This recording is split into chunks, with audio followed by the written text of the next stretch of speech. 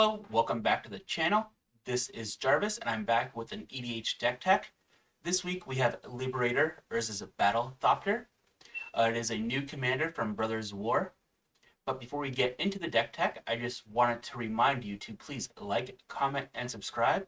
If you want the deck tech link, it is in the description of the video, as well as a link to all of my socials.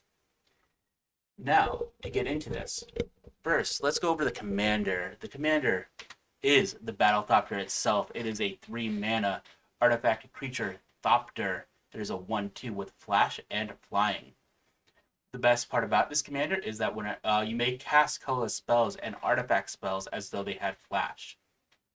And then whenever you cast a spell and you spend more mana on it than the power of the Battlethopter, you can put a +1/+1 counter on it. Now, because of it caring about artifacts having flash, and the fact that we can only play colorless cards, let's look at all those artifacts. Commander's Plate is 1 generic, and it gives equipped creature +3/+3. And it has protection from each color that's not in your commander's color identity.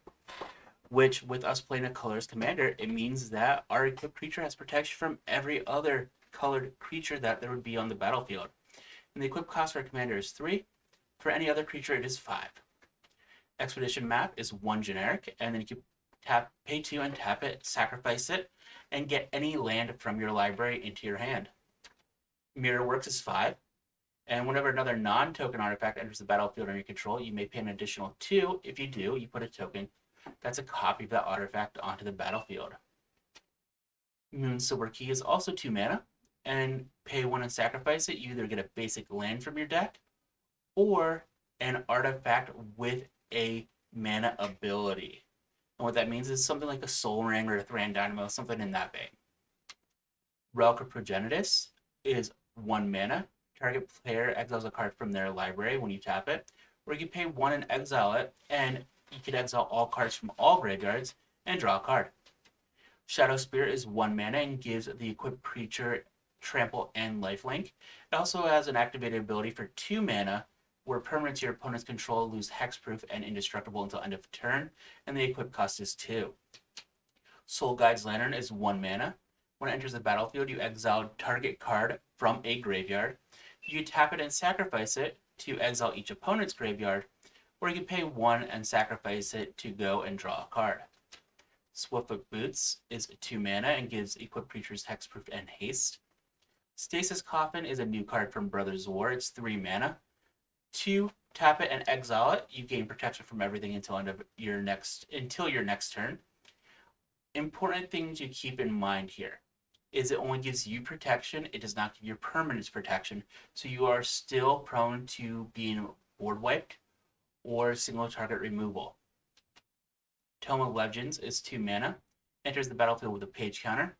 And then whenever your commander enters the battlefield or attacks, it gets an additional page counter. And then for 1 and tapping it, you remove a page counter and draw a card. Unwinding Clock is 4 mana, and you untap all of your artifacts on each other player's untap step. Then we have our artifact creatures, as well as 1 colorless creature there at the end. That isn't an artifact, but it's still very good. Metalwork Colossus is 11 mana, but it costs X less, where X is the total converted mana cost of non-creature artifacts you control. And you can sacrifice 2 artifacts to return it from your graveyard to your hand. Mine Worker is a new card from Brothers War. It's part of a set where you have Mine Worker, Power Plant Worker, and a Tower Worker. But it's 2 mana, and you can tap it to gain a life, but if you control all 3, you gain 3 life. Mirror Battlesphere is 7 mana. When it enters the battlefield, you create 4 1/1 mirrors.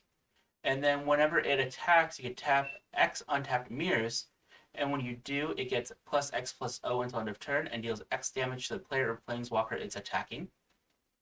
Platinum Angel is 7 mana, and it has flying, and you can't lose the game, and your opponents can't win the game.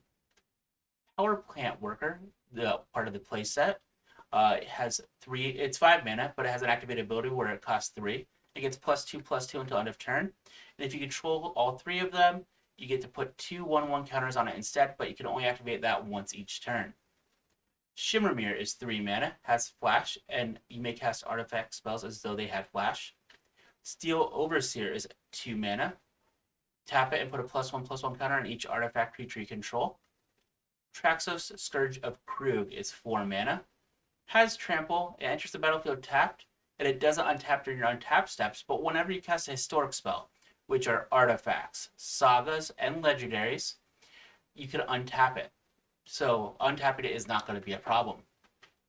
Then we have the colorless creature that's not an artifact, but it's still very good, is Wandering Archaic. It's 5 mana. And whenever an opponent casts an instant or sorcery spell, they may pay 2. If they don't, you may copy that spell, and you may choose new targets for the copy. It does have its backside of Explore the Vastlands. It's not really that good, and you should never cast that. Then we are playing 6 Planeswalkers. We are playing 4 Karns and 2 Urzas. 2 Ugins. We are playing Karn Liberated, 7 mana. +4, target player exiles a card from their hand. -3, exile target permanent.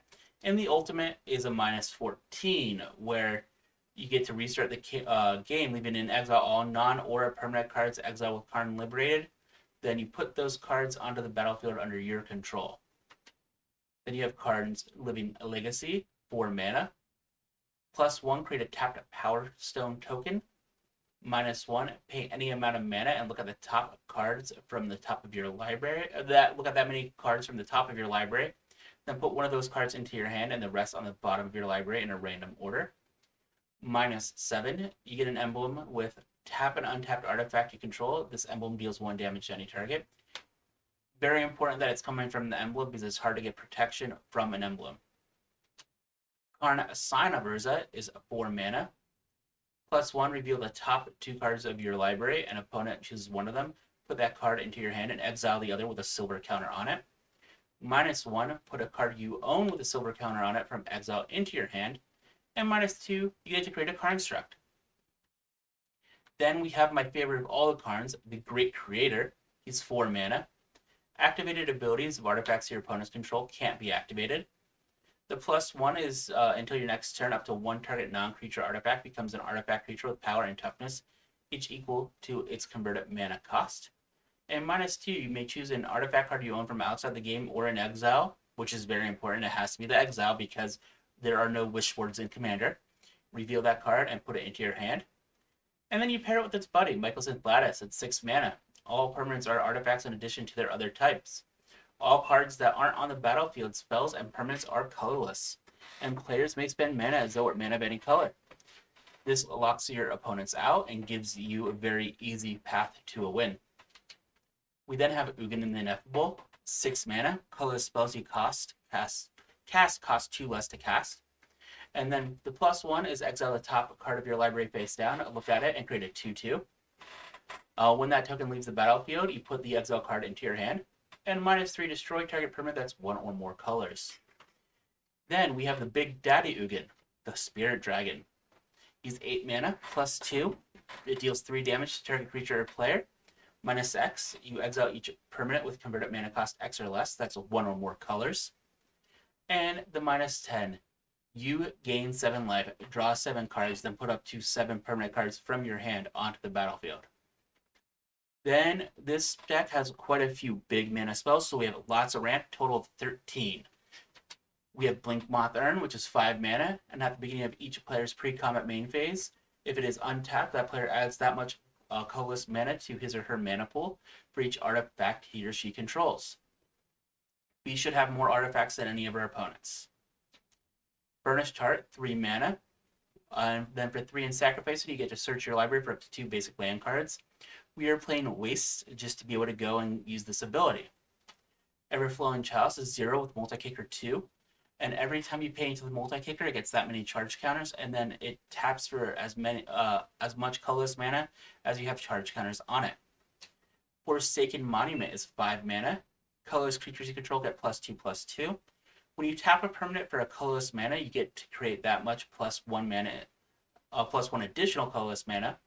And whenever you cast a colorless spell, you gain 2 life.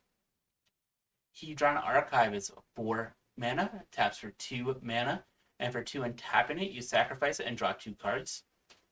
Kark Clan Ironworks is 4 mana, and you sacrifice an artifact to add 2 mana to your pool. Liquid Metal Torque is 2 mana, taps for a colorless. It also has the activated ability to tap it, and target non-land permanent becomes an artifact in addition to its other types until end of turn. Mindstone, 2 mana, tap for a colorless, and for 1 and sacrificing it and tapping it, you draw a card. Soul Ring, Solemn Simulacrum is 4 mana. When it enters the battlefield, you may search your library for a basic land card, and it enters the battlefield tapped, and when it dies, you may draw a card. Thought Vessel is 2 mana, and you have no maximum hand size, and it taps and adds a colorless. The Ran Dynamo is 4 mana. Tap it and add 3 mana. And Tower Workers, 3 mana. It's the final one in that cycle. It has reach, and you can tap it to add a colorless, or if you control all 3, you could add 3 colorless instead. Before we go any further, I just wanted to let you know that we are not playing Arcane Signet or Commander Sphere because they only tap for mana in your commander's color identity. When you are playing a colorless commander, you don't have a color in your color identity, making it that they do not tap for anything, making it that you do not want them in your deck. Now, our removal. We have All Is Dust, which is 7 mana, and it makes each player sacrifice all colored permanents he or she controls. Introduction to Annihilation is 5 mana, and you exile target non-land permanent. Its controller draws a card. Karn Silex is 3, and when it enters the battlefield tapped, and players can't pay life to cast spells or to activate abilities that aren't mana abilities. And then for X and sacrificing it, X and exiling it, destroy each non-land permanent with mana value X or less, and you can only do that as a sorcery. Not of This World is 7 mana. Counter target spell or ability that targets a permanent you control. And it costs 7 less if it targets a spell or ability of a creature that you control with power 7 or greater. Portal to Phyrexia is 9 mana. It's also from Brothers War. Enters the battlefield. Each opponent sacrifices 3 creatures, and at the beginning of your upkeep, you put a target creature card from a graveyard onto the battlefield under your control. It's a Phyrexian in addition to its other types. Steel Hellkite is 6 mana, flying. For 2 mana, it gets +1/+0 until end of turn. But for X mana, you get to destroy each non-land permanent with mana value X whose controller was dealt combat damage by Steel Hellkite this turn. You can only activate that once each turn. And then we have to have a way to finish game, so we have the combos. First combo starts with Basalt Monolith and Rings of Brighthearth. For 3 mana, Basalt Monolith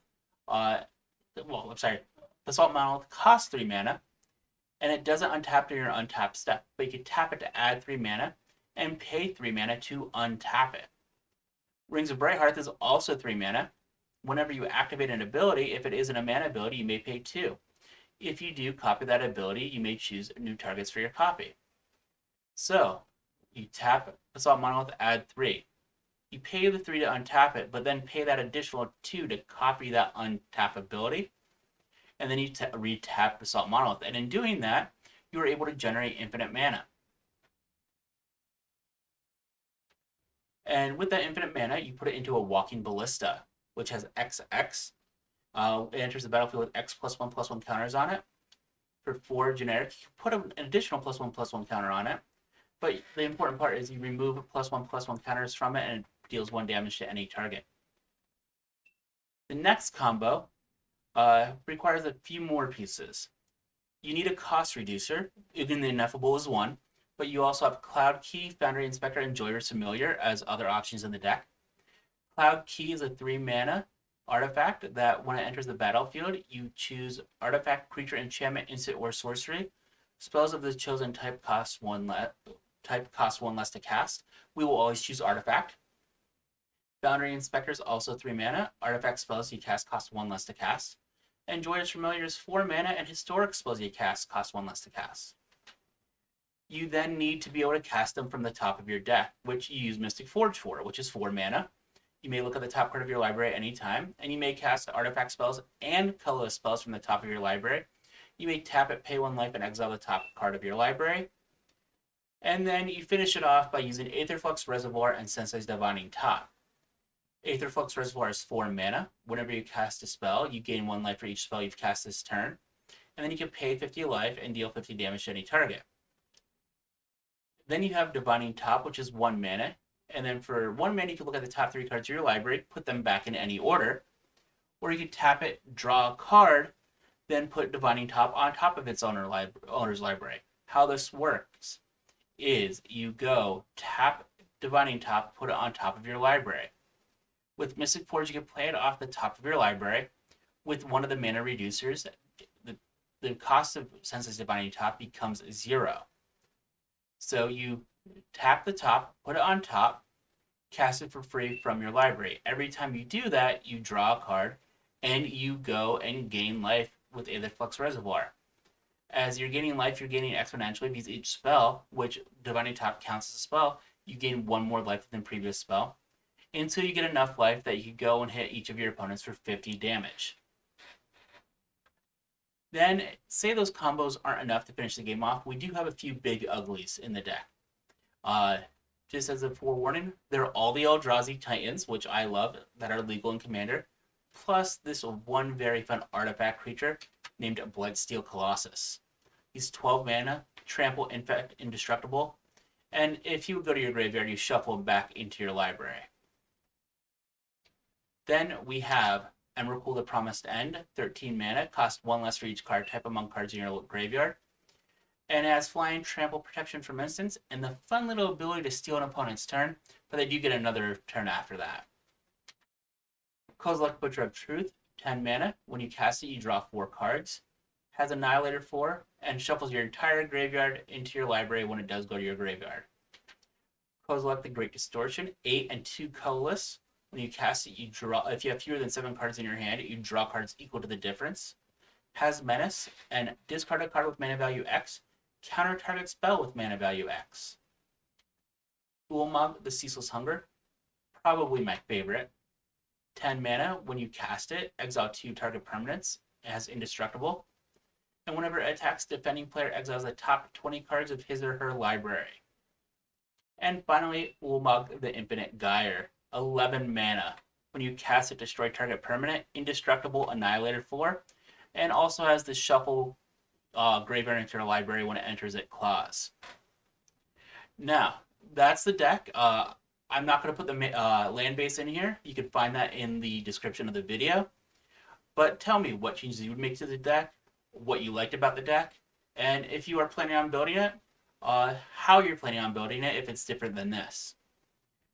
Thank you for being here, and again, remember to like, comment, and subscribe. And until next time, have a good one.